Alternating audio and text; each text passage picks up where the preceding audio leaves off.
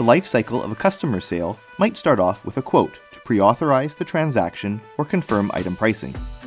An approved quote could then be turned into a sales order to be picked, packed, and shipped.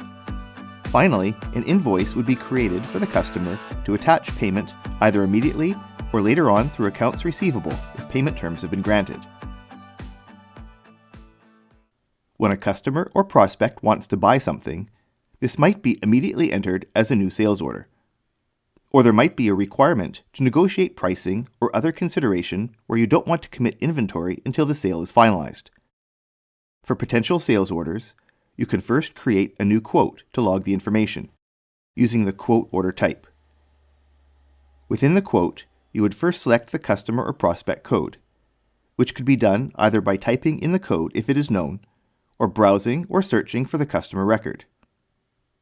Quotes can be set with a document number from a sequence separate from active sales orders, and you may choose to automatically include a calculated expiry date that is a specific number of days after the order date, or edit or remove this as needed. With quotes or any other order type, there may be information that appears to indicate special conditions before the transaction is entered or saved. This includes customer alerts displayed in a red banner at the top, the credit amount available shown in either red or green to indicate whether a new order is allowed without an override, or a note from the customer and highlighted yellow to get attention, perhaps for instructions. And the Sales Orders tab is displayed in red font if any outstanding orders not yet invoiced for this customer exist, to ensure that duplicate orders or quotes are not taken. You can have the buyer contact information automatically loaded from the customer, using a company setting for a contact type. Or you can either choose a different contact or enter a new contact as needed. Similarly, you can have the receiver contact automatically selected, either from the billing address or from the ship to contact list if an alternate shipping address is desired. Selecting a ship to could change not only the address, but also other order defaults, such as the salesperson or ship method. Order details are added at the bottom of the screen, where the inventory code can be entered or searched for in the same way as for customers. On quotes, only the ordered quantity can be entered, not shipped or back-ordered quantity. Below the details list, you can see quantities available and on hand to see whether or not the order could be fulfilled. The unit price for items is determined from the customer sell price level, available prices for the item, and other factors. You might see a warning if a minimum margin has been set and the price determined a lower margin. Therefore, you might have to change the quoted price to accommodate the expected margin. And if the customer has bought this item before, you can look it up in sales history, perhaps by using the F7 shortcut key, to see if a special pricing has been given in the past. When all information has been entered, you should generate a quote form for the customer, using the report icon and selecting the quote report. Typically, the quote would be emailed rather than printed. You may want to use customizable phases to identify quotes that are open or have been accepted. Some features, such as order processing, are not active specifically for quotes. When the customer accepts the quote, you can turn the document type into an open sales order from this dropdown, where a new order number can be set to replace the quote number. Details now allow shipped and back-ordered quantities to be entered. Should not all quantity ordered be able to be shipped, you can toggle the displayed totals either by ordered quantity or by shipped quantity to see the order value or what the invoice would be. And if it is important to ship complete and not partial orders, you might want to expedite receiving back-ordered items by creating a requisition for a purchase order, which when processed will save the purchase order number on the relevant sales details to track progress for receiving goods. As part of the order confirmation procedures, you might require a partial or full deposit to be paid, or a credit card pre-authorization to be taken, and either can be done. For deposits, a payment screen will appear with possible payment methods listed to the left. Choose the method and enter the deposit amount, and any other required reference information. Then you can save the deposit to take the payment and attach it to the order. You have the opportunity to generate a sales order form for the customer, which includes the deposit amount.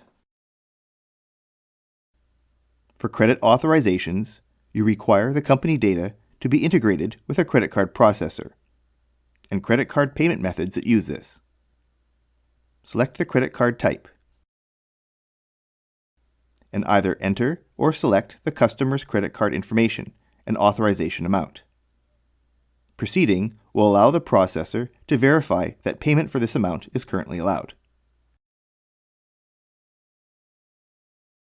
After the sales order is committed, there may be further stages that must be followed before the order is shipped, which could be unique to your business. As with quotes, phases for tracking the order status can be configured and used, either by selecting the specific phase or by moving to the next phase, either for just this order or a selection of orders from the list. This might include generating special reports or documents when a phase is changed. You might also choose to enable the process order status so that you can set that the order is ready to pick for just this order or selection of orders from the list. Setting this status allows you to print a picking slip for the warehouse to pack and ship, and also the packing slip if you don't use the shipped status. If the shipped order status is also used, separate from the processed status, there is a separate procedure you can run for one or more orders to set a unique status and have the chance to print the customer packing slip here. Once the order has been shipped, the tracking details can now be added. The shipping method record can be set up so that a link is provided to the website for tracking, either from here or any email sent to the customer. And if you separately track accounting based on either location or by profit centers, you can set these here so that sales and costs can use these segments and account numbers. And now you can generate an invoice for the order to create the accounting and customer forms. Any credit authorizations that was previously saved can now be captured. The same payment screen as for deposits appears, and any customer payment to be allocated now can be entered. This may be required if the customer does not have payment terms. If the customer has available room under their credit limit, an invoice can be posted on account and reserved for future payment. Then you can immediately print or email the invoice form for the customer, perhaps to create an email to either send now or queue up for future sending. For customers that have outstanding invoices not yet fully paid, you can see this list in the Accounts Receivable module. For any customer, you could accelerate collections by selecting all unpaid invoices and create an email, where you could send PDF attachments of both this selection of invoices and the age statement of account.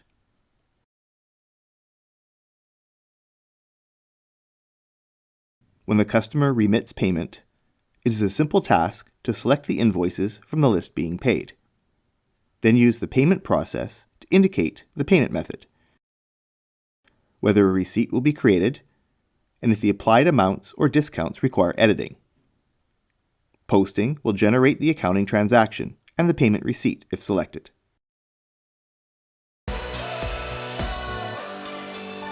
If you would like more information about Spire Accounting, access the link in the description below to our homepage.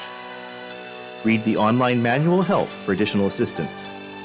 Watch more videos from this playlist, and subscribe to the Spire YouTube channel. Thanks for watching.